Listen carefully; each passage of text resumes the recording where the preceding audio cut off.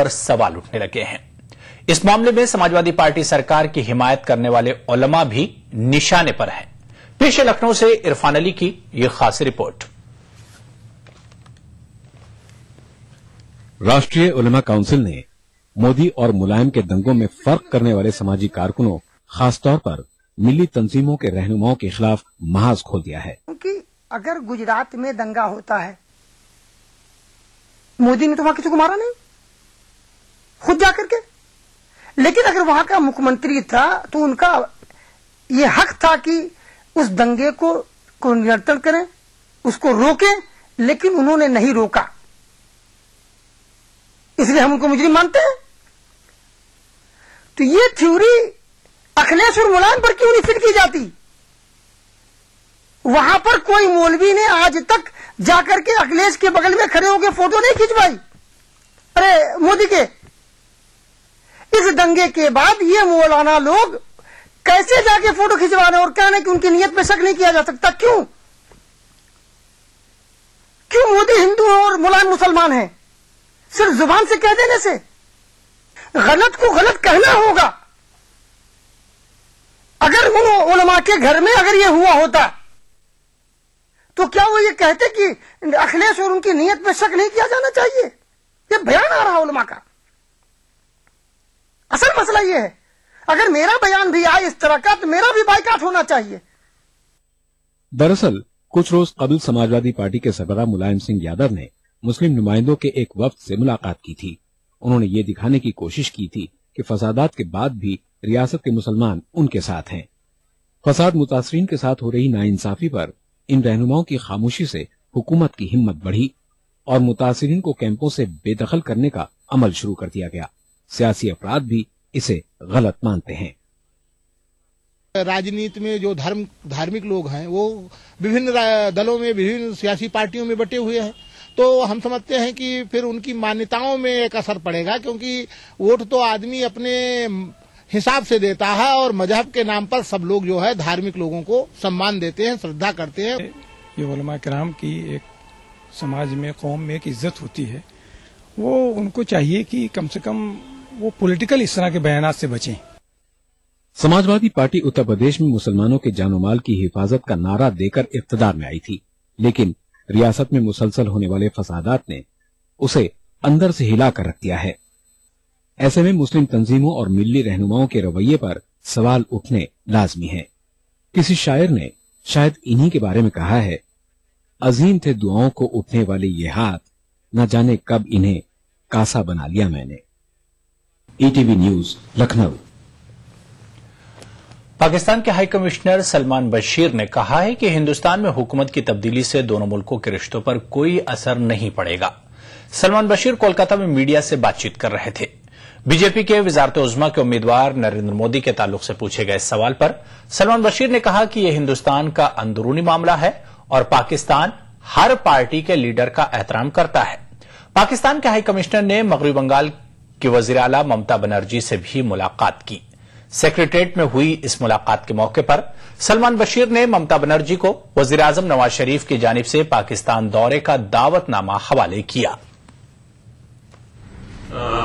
In conveying the message of the people of Pakistan and the government of Pakistan that they desire to forge friendly, good neighborly, cooperative relations with India. और अब बात अदाकार फारूक शेख के आखिरी सफर की। फारूक शेख की आज मुंबई में तदफीन अमल में आई। फारूक शेख का सनीचर की सुबह दुबई में दिल का दौरा पड़ने से इंतकाल हो गया था। उनके जस्दे खाकी को आज शाम मुंबई लाया गया और आखिरी दीदार के लिए उनके मकान में रखा गया था।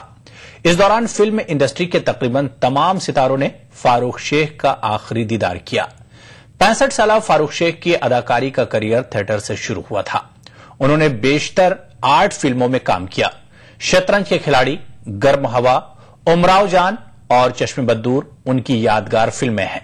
हाल ही में रिलीज हुई फिल्म क्लब 60 में भी फारूक शेख ने अपनी अदाकारी के जौहर दिखाए हैं।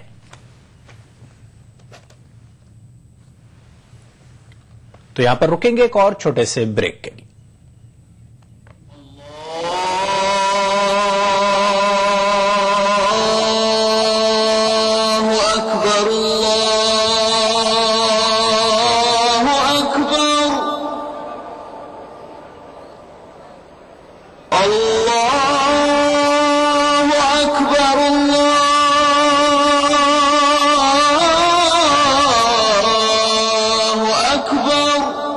मस्जिदुल हराम से नमाज फज्र देखिए रोजाना सुबह 5:30 बजे सिर्फ ईटीवी उर्दू पर।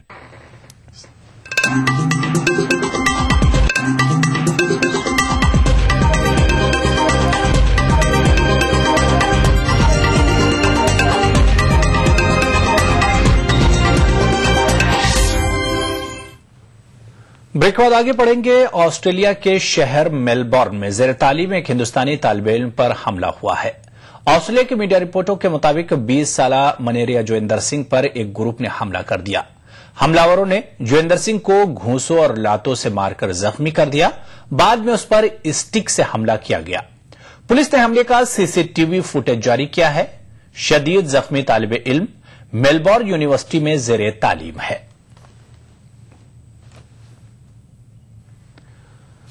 रूस के शहर वोल्गोग्राद में पीर के रोज एक ट्रॉली बस में किए गए एक बम धमाके में कम से कम 14 अफराद हलाक और मुतअद्दिद जख्मी हो गए। इससे एक दिन कबल शहर के बड़े रेलवे स्टेशन पर किए गए खुदकुश हमले में भी 17 अफराद हलाक हुए थे। वज़ीर-ए-आज़म डॉक्टर मनमोहन सिंह ने धमाकों की मजम्मत करते हुए रूस के सदर व्लादिमीर पुतिन को खत लिखकर अफसोस का इजहार किया है। रूस के शहर वोल्गोग्राद में एक बस में किए गए खुदकुश हमले में मुतअद्दिद हलाक और दसियों जख्मी हो गए। रूस की इंसदाद दहशतगर्दी से मुतालिक एजेंसी ने कहा है कि इतवार के रोज शहर के रेलवे स्टेशन पर किए गए धमाके में इस्तेमाल किया गया मवाद ही बस को धमाके से उड़ाने के लिए इस्तेमाल किया गया है, जिससे दोनों धमाकों के बीच लिंक साबित हो गया है। Одной из вероятных версий является подрыв взрывного устройства, заложенного в салоне троллейбуса. Возбуждено уголовное дело по статье «Террористический акт». Руководитель оперативного штаба Национального антитеррористического комитета направил к месту происшествия силы и средства подразделений ФСБ, МВД и МЧС России. Место взрыва блокировано. धमाके की वजह से बस के परचखे उड़ गए। धमाका इतना जोरदार था कि आसपास की इमारतों के शीशे टूट गए। Неожиданный взрыв, спросонья, я ничего не понял, просто куча стекол валяется, рама вываленная с окна. Ну, сами понимаете, шоковое состояние, сразу с ним засобирались, спустились вниз. И стал я помогать тяжело раненым. Подходили людьми, брали, поднимали людей, сажали обычным гражданским людям в машины, чтобы везли их в больницу. धमाके के बाद शहर में आमदोरफ्त का निजाम मफलूज होकर रह गया। लोग पैदल ही अपने अपने काम की जगहों पर जाते देखे गए। वोल्गोग्राद रूस में आमदोरफ्त के लिहाज से बहुत अहमियत का हामिल शहर है। वोल्गोग्राद शहर रूस के जुनूबी शोरजदा इलाकों और शुमाली इलाकों के बीच लिंक के तौर पर काम करता है। शुमाल से जुनूब और जुनूब से शुमाल की जानिब जाने वाली बसों को इसी शहर से होकर गुजरना पड़ता है। माजी में शहर स्टालिनग्राड के नाम से जाना जाता था। यहां माजी में भी कई बार खुदकुश हमले होते रहे हैं। मिलिटेंट अपने इलाकों को छोड़कर दूसरे इलाकों में अपना असर रसूख साबित करने के लिए वोल्गोग्राद शहर में धमाके करते रहे हैं। लेकिन ताजा हमले ने सूरत हाल को तशवीशनाक बना दिया है, क्योंकि फरवरी के महीने में सूची सरमाए ओलंपिक्स के इनेकाद के लिए रूस तैयारियां कर रहा है। ऐसे में मिलिटेंटों के मजीद हमलों का खौफ पैदा हो गया है। हालांकि ऐसे मकामात पर हमलों का खदशा नहीं है जहां ओलंपिक्स मुनक्किद होने वाले हैं। ताहम गौरतलब है कि मिलिटेंटों ने अवामी मकामात पर हमले करने की अपनी सलाहियत को उजागर कर दिया है। कुछ महीने कबल रूस ने बसों, ट्रेनों और तैयारों के जरिए बैन शहर सफर के लिए शनाख्ती कार्ड का लुजूम करार दिया था, लेकिन बसों के मामलों में शनाख्ती कार्ड के लुजूम को सख्ती से नाफिज नहीं किया गया। शनाख्ती कार्ड के लुजूम के तरीक़ेकार में ढील को ताजा हमले की कामयाबी की वजह करार दिया जा रहा है। रेलवे में भी सिक्योरिटी इंतजामात पर इत्मीनान नहीं पाया जा रहा है। वाज़ेह है कि इतवार के रोज खुदकुश हमलावर ने रेलवे स्टेशन में मेटल डिटेक्टर के करीब अपने आप को धमाके से उड़ा लिया था। Bureau report, ETV news. और अब बात करेंगे टीम इंडिया की शिकस्त की। डरबन टेस्ट में जनूबी अफ्रीका ने टीम इंडिया को 10 विकेटों से शिकस्त दी और इस तरह जनूबी अफ्रीका ने यह सीरीज 1-0 से अपने नाम कर ली। टीम अफ्रीका ने डरबन टेस्ट जीतकर अपने हरफन मौला खिलाड़ी जैक कैलिस को शानदार विदाई दी। टीम इंडिया ने साल 2013 का शानदार आगाज किया था, लेकिन साल का इख्तिताम बहुत ही मायूस कुन रहा। टीम इंडिया को डरबन टेस्ट मैच में 10 विकेटों से शिकस्त का सामना करना पड़ा।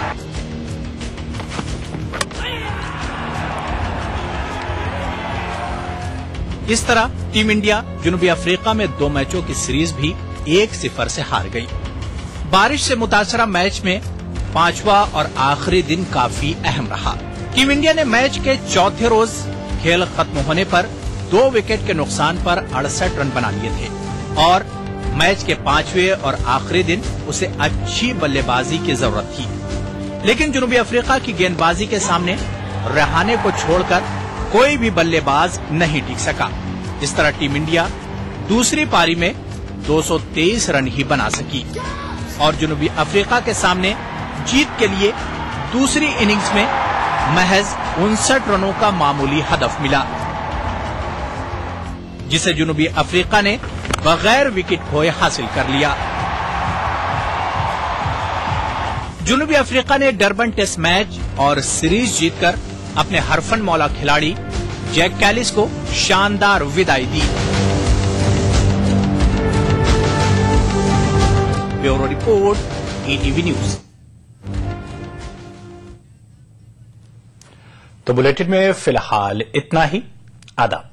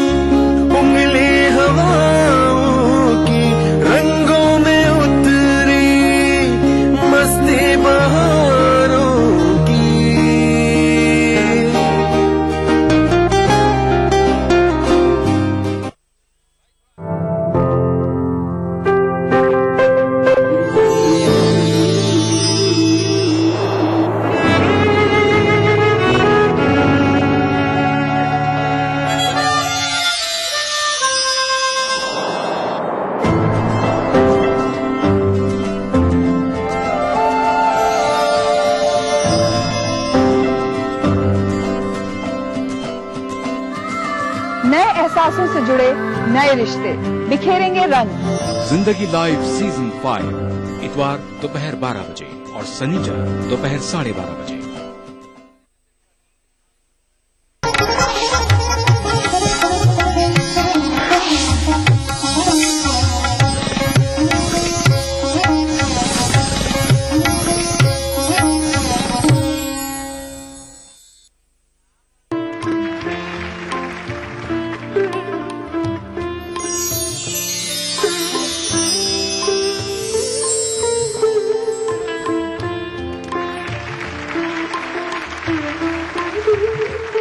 आदाब। यादगार गालिब में हम आपका तहे दिल से इस्तकबाल करते हैं। हमें उम्मीद है कि आप इस प्रोग्राम को बहुत ज्यादा एंजॉय करेंगे। ये प्रोग्राम गालिब इंस्टीट्यूट और ETV उर्दू की जानिब से पेश किया जा रहा है। गालिब एक ऐसा नाम है कि जिसके जबान पर या जहन में आते ही दिल खुद ब खुद खुश हो जाता है और दिल में एक लहर सी उठने लगती है। इसकी वजह है उनकी खूबसूरत शायरी। वो जिस अंदाज में शेर कहा करते थे वो बहुत असरदार होते थे, लोगों के दिल पर और जहन पर असरअंदाज होते थे। आज उस शायर के लिए जो एक जमाने में फाका मस्ती की जिंदगी गुजारता था और कहता था, गालिब की फाका मस्तियां खुदा की पनाह, खाता है सूखे टुकड़े भिगोकर शराब में। आज हम यहाँ पर मौजूद हैं, ये इमारत जिसे कहते हैं ऐवान गालिब। यहाँ आज एक यादगार शाम का इनेकाद किया गया है और उसमें जैसा कि आप सब जानते हैं कि यहाँ पर जगजीत सिंह साहब मौजूद हैं, जिन्होंने गालिब की गज़लों को बहुत ही खूबसूरत अंदाज में और अपनी दिलकश आवाज में सबके सामने पेश किया है। जगजीत साहब का अपना एक अलग अंदाज है और हम सब उस अंदाज के और उनकी खूबसूरत आवाज के दीवाने हैं।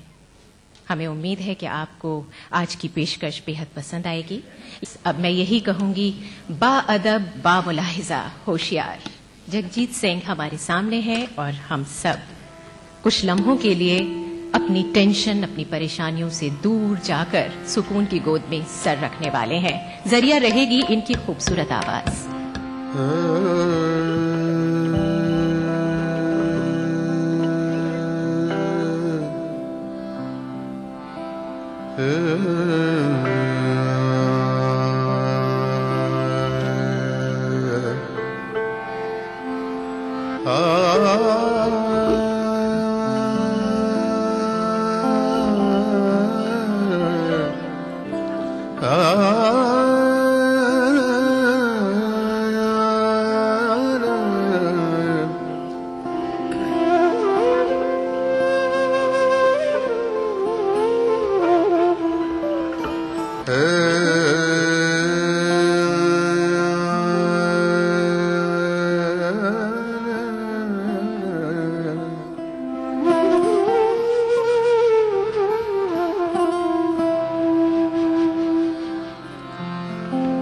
तेरे वादे पर जिए हम,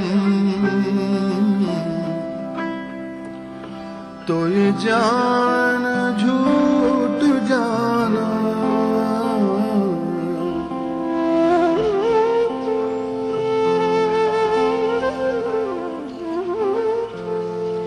तेरे वादे पर जिए हम, तो ये जान झूठ जाना।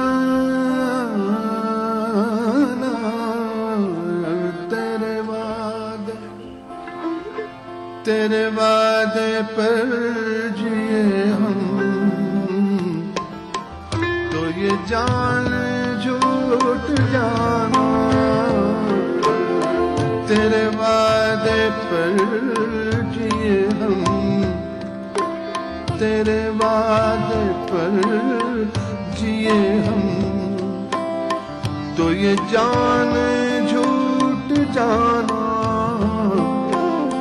कि खुशी से मर न जाती, कि खुशी से मर न जाती, कि खुशी से मर न जाती। अगर एतबार होता कि खुशी से मर न जाती, अगर एतबार होता ये न थी हमारी किस्मत, ये न थी हमारी किस्मत के विशाल यार होता। अगर और जीते रहते यही इंतजार होता, और जीते रहते यही इंतजार होता। ये हमारी किस्मत।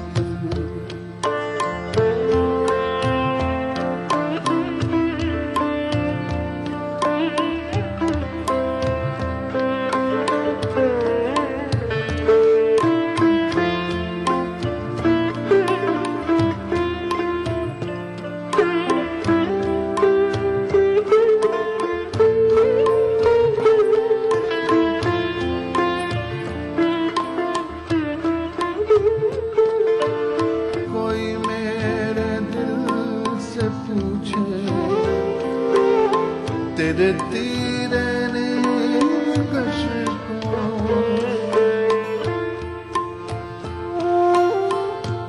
कोई मेरे दिल से पूछे, कोई मेरे दिल से पूछे, तेरे तीरे निकश को ये खलिश कहाँ से होती, ये खलिश कहाँ से होती, ये खलिश कहाँ से होती, जो जिगर के पार होता ये कल्श कहाँ से होती, जो जिगर के पार होता ये न थी हमारी किस्मत के विसाल यार होता ये न थी हमारी किस्मत।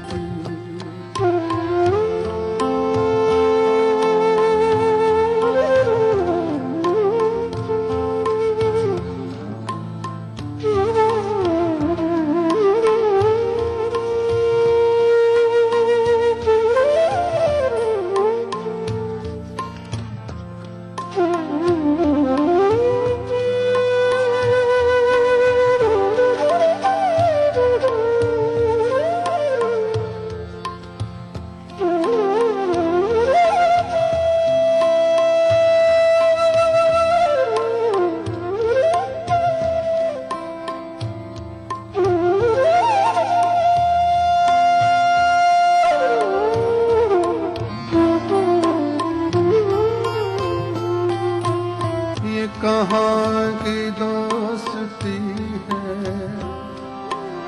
कि बने हैं दोस्त नास में, ये कहाँ की दोस्ती है, ये कहाँ की दोस्ती है कि बने हैं दोस्त नास में। कोई चारा साज होता, कोई गम गुसार होता, कोई चारा साज होता, कोई गम गुसार होता ये न थी हमारी किस्मत के विसाल यार होता ये न थी हमारी किस्मत।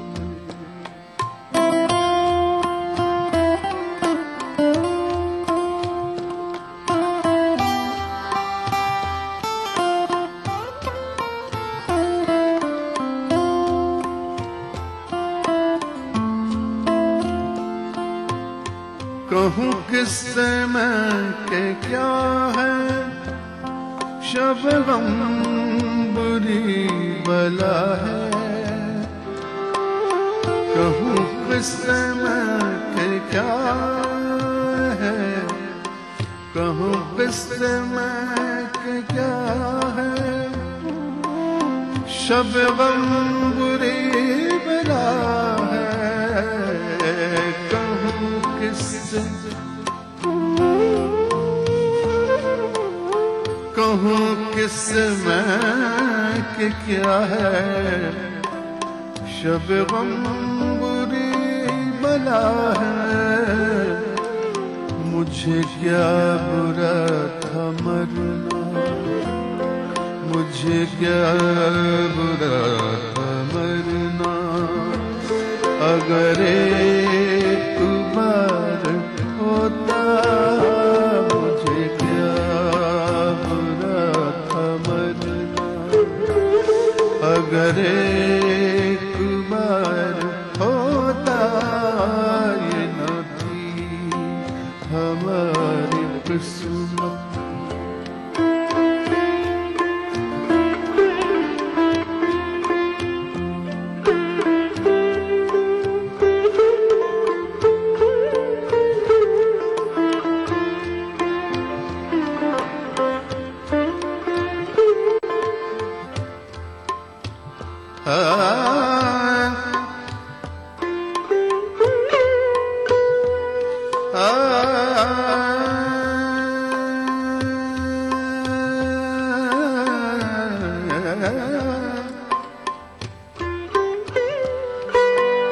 ये मसाइले तज़व्वुफ़ ये तेरा बयान गालिब, ये मसाइले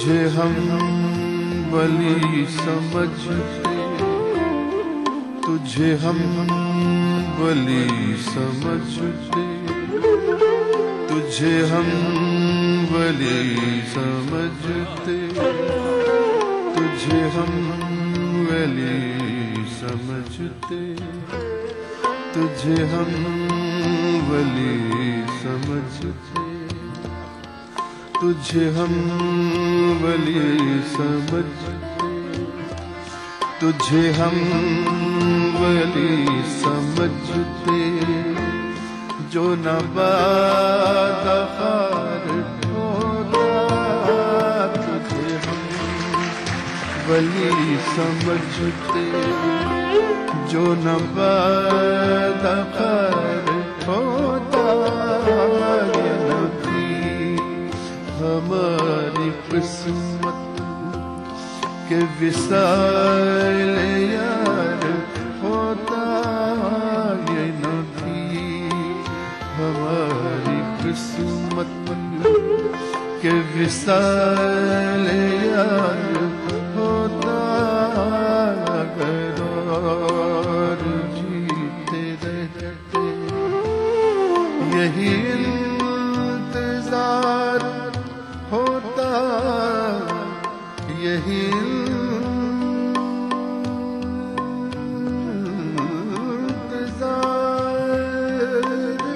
होता, यही इंतजार होता, ये न थी हमारी किस्मत के विसाल यार होता, ये न थी हमारी किस्मत,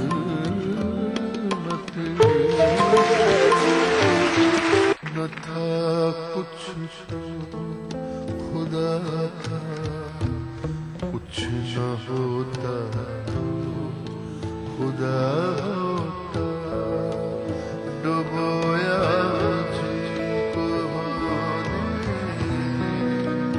न होता तो क्या होता।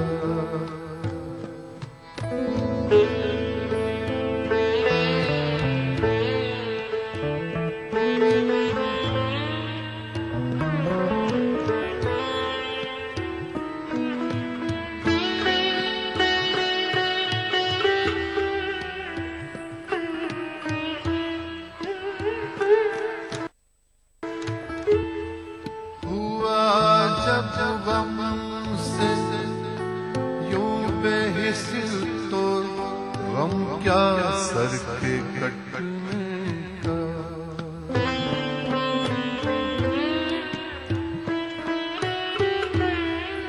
हुआ जब गम से यूं बेहिस, तो गम क्या सर के कटने का हुआ जब गम से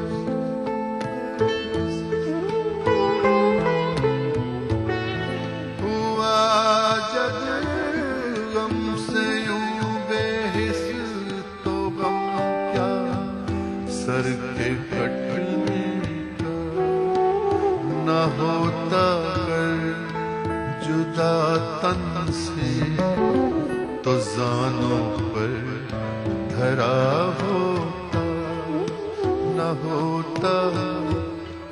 न होता अगर जुदा तन से, तो जानों पर धरा